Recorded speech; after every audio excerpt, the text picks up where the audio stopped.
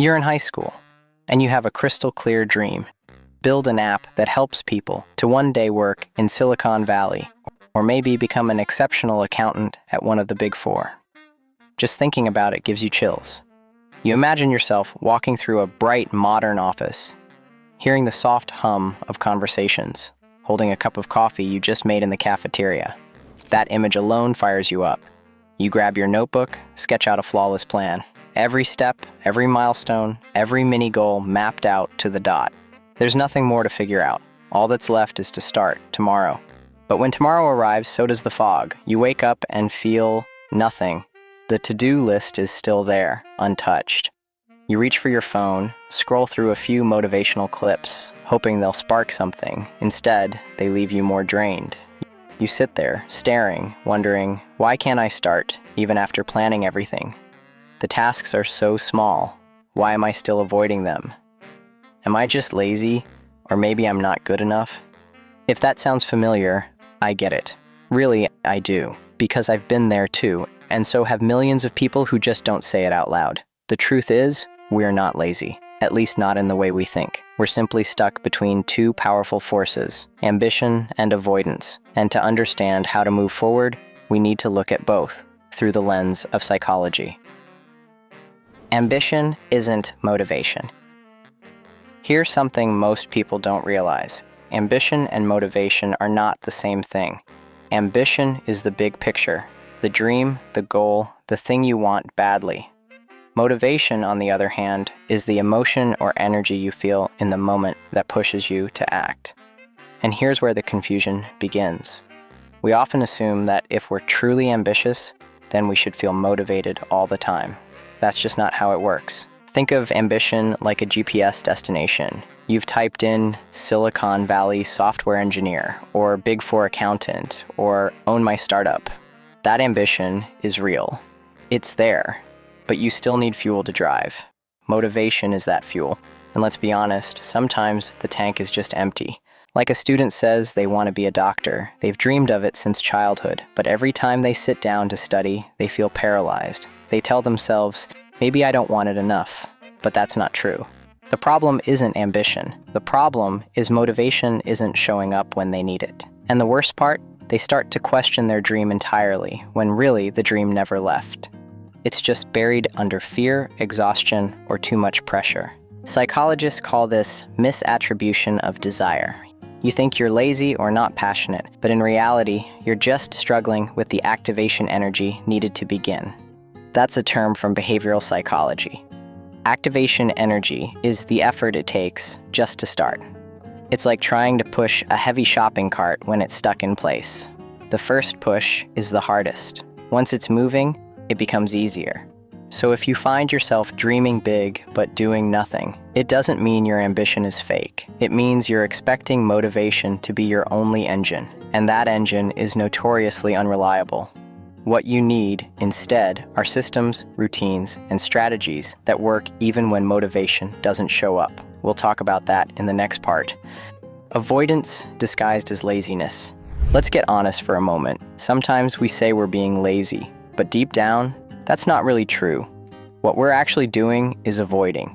Avoiding stress, avoiding failure, avoiding being seen trying and still falling short. It's not that we don't care, it's that we care so much. We become afraid. Take this example. There's a guy who's been dreaming of writing a novel for years. He has the plot in his head. He knows the characters. He even bought a fancy notebook and a writing app, but every time he sits down to write, he scrolls social media instead. Day after day, he tells himself, I'm just lazy. But here's what's really going on. He's scared that the story in his head won't come out right on the page. He's afraid that once he writes it, people might not like it. So, rather than face that possibility, he avoids it. He calls it laziness, but it's actually fear in disguise. This is more common than we think. Students avoid studying, not because they're uninterested, but because the pressure to succeed feels overwhelming. Creatives avoid creating, not because they've lost passion, but because they fear criticism. Employees avoid starting that big project because the idea of messing it up feels paralyzing. So they delay, they procrastinate, and then they shame themselves for being lazy. But here's the truth. Avoidance and laziness feel similar on the outside, like inaction. but they come from completely different places. Laziness is a lack of desire. Avoidance is fear plus desire.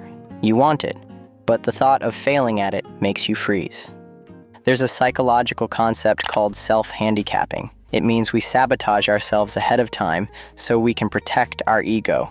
If we don't try, we can't fail, and if we can't fail, we can't feel shame. So we delay and distract, we numb out, and then we label ourselves as unmotivated, when what we really need is compassion and clarity. So how do we deal with this? The first step is recognizing when you're avoiding instead of just being lazy. Ask yourself, if I magically knew I would succeed at this, would I want to do it? If the answer is yes, then your problem isn't laziness, it's fear. And the cure for fear isn't shame. It's small, courageous actions. It's starting messy. It's letting yourself be imperfect but still showing up. So next time you find yourself saying, "Ugh, I'm just lazy," pause and look deeper. What are you really afraid of? Emotionally disconnected. Have you ever felt like you're living your life on autopilot? You wake up, scroll through your phone, go to school or work, talk to people, laugh at memes, maybe even hang out with friends. But deep inside, there's a weird emptiness, a numbness. Like you're here, but not really here. That's what emotional disconnection feels like. And the hard truth is, many of us are living this way without realizing it.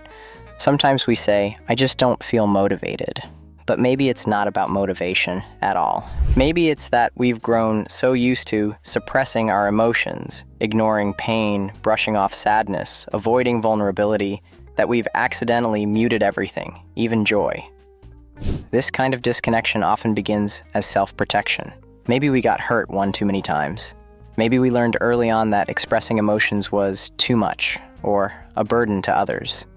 So we built walls, we shut down, we told ourselves, if I don't feel too much, I won't get hurt too much. But there's a cost, because when you shut out pain, you also shut out passion. You lose that fire, that aliveness. Life becomes flat. You stop caring, not because you don't want to care, but because caring started to feel dangerous. And what happens next? We look for distractions. We binge shows, scroll endlessly, play games for hours, sleep all day, anything to avoid sitting still with ourselves.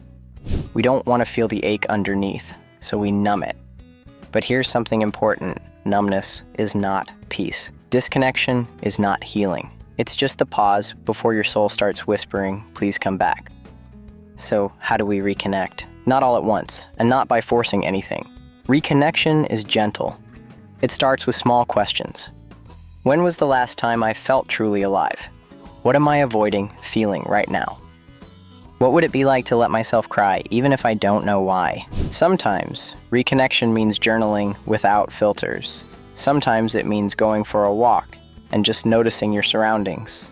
Sometimes it means sitting with a memory that hurts and not pushing it away this time. And sometimes it simply means saying to yourself, "I'm allowed to feel, even the hard stuff, especially the hard stuff." When you start honoring your emotions, without judgment, without rushing to fix them, you slowly begin to thaw. The numbness fades, color returns, and with it, so does your motivation, so does your sense of purpose. Not because you forced yourself to be productive, but because you finally remembered how to feel. You're growing in a way you can't see yet. Have you ever looked at yourself and thought, "Why am I still stuck? Why haven't I changed? Why does it feel like nothing is getting better?" Maybe you've been trying so hard.